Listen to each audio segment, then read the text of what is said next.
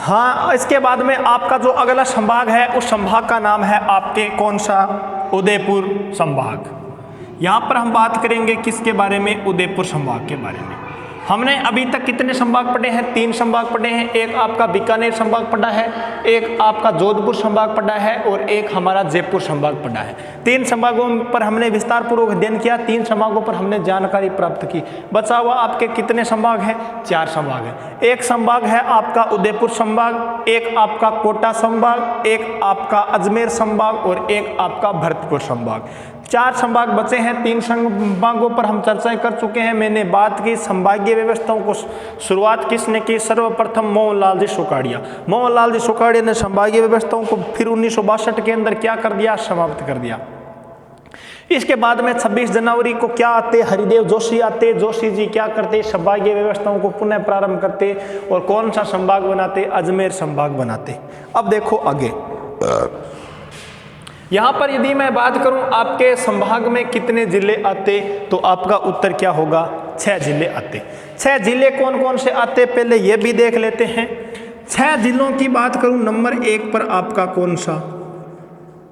Udaipur. 1 number पर Udaipur, 2 number पर Banswara, 3 number पर डूंगरपुर, 4 नंबर पर चित्तौड़गढ़,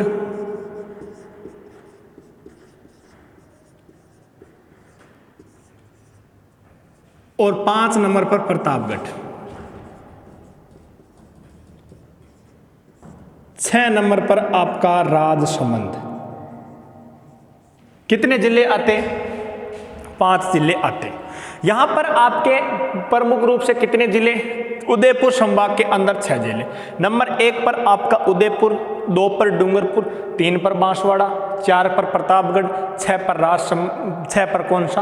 राजसमंद। ये 6 आपके कौन से जिले। अब इनमें भी कितनी चीजें पढ़ेंगे? 3। एक पढ़ेंगे कौन सी?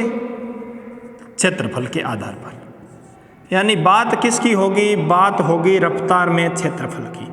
क्षेत्रफल के बाद में जो पढ़ेंगे उसका नाम होगा जनसंख्या के बारे में पढ़ेंगे। जनसंख्या के बाद में जो पढ़ेंगे उसका नाम होगा जनघनत्व के बारे में। मैंने कहा प्रत्येक संभाग से आप 3 चीजें याद कर लेना।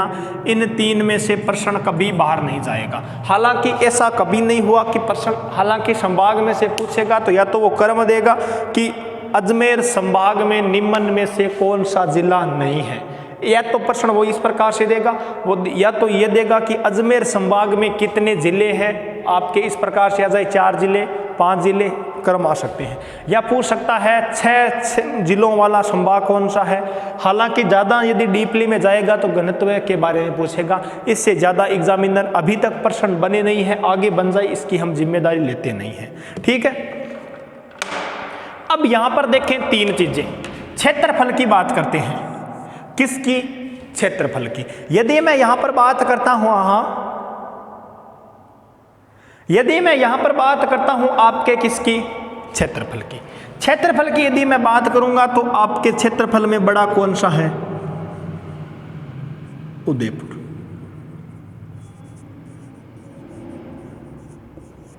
उदयपुर बड़ा है, यानी क्षेत्रफल में बड़ा जिला कौन सा? उदयपुर। छोटे जिले की बात करूंगा तो आपका कौन सा आएगा? बांसवाड़ा। ठीक। अब यहां पर मैं बात करता हूं जनसंख्या की। जनसंख्या में यदि बड़े जिले की बात करें तो आपका कौन सा है? उदयपुर। छोटे जिले की बात करेंगे तो आपका कौन सा है? प्रतापगढ़। यदि बात करते हैं जनघनत्व की, सर्वाधिक जनघनत्व किसका है? बांसवाड़ा का। न्यूनतम जनघनत्व किसका है? प्रतापगढ़ का। यानी किसका? प्रतापगढ़ का। ये 3 चीजें थी आपके परीक्षा की दृष्टि से इंपॉर्टेंट। अब देखें आगे क्या होता है।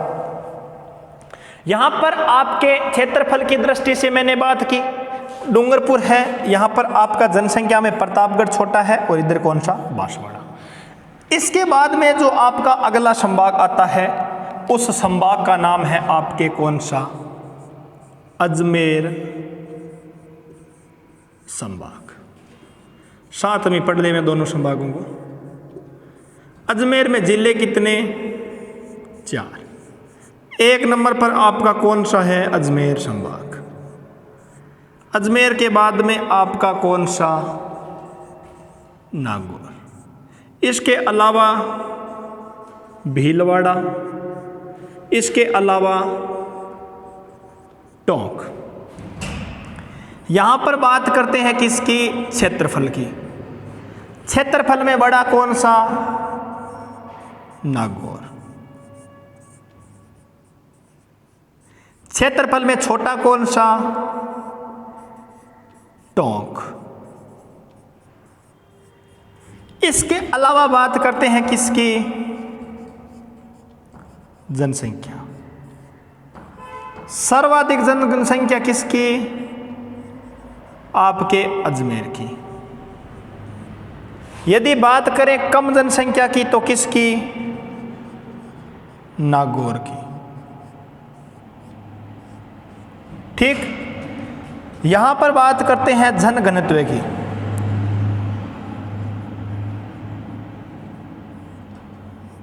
सर्वाधिक जनघनत्व किसका है? अजमेर का है।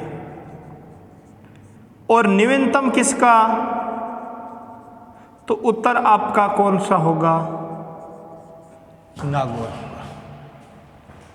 ठीक। यहां पर क्षेत्रफल की दृष्टि से यदि मैं बात करूं तो आपके कौन से? नागौर। यदि जनसंख्या की दृष्टि से आपके नागौर है, क्षेत्रफल की दृष्टि से आपका कौन सा? नागौर। ठीक। अब यहां पर 1 मिनट यहां पर आप सॉरी टोंक कर लेना, नागौर नहीं होगा भाई साहब, गलतियां हो जाती है। न्यूनतम ये देखो इस प्रकार से, ये आपके कौन से? 5 संभाग कंप्लीट। बच्चे आपके कितने संभाग? 2 और संभाग। एक संभाग का नाम कौन सा? कोटा। इसकी भी चर्चाएं करते हैं। ठीक। आपका कौन सा है? कोटा संभाग। कोटा में कितने जिले? 4। और कोटा ऐसा कौन सा जो पूरा क्षेत्र आता है? हाड़ौती क्षेत्र पूरा आता है इसमें।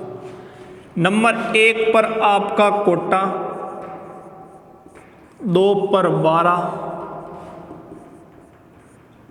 3 पर बूंदी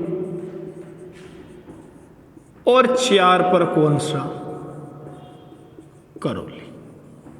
ये देखो फिर से 3 चीजें पढ़ेंगे ना।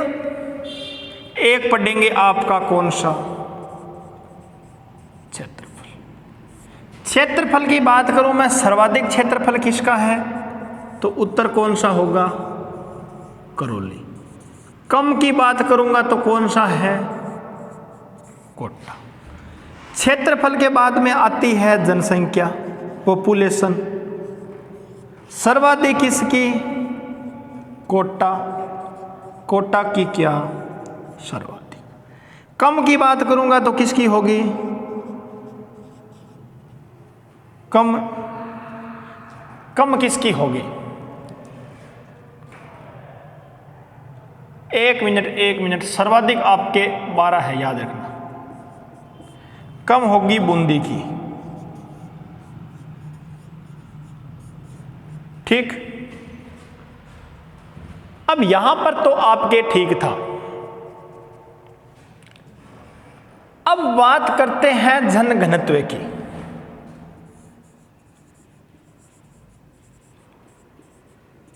सर्वाधिक जनघनत्व किसका? तो आपका उत्तर कोई क्या होगा?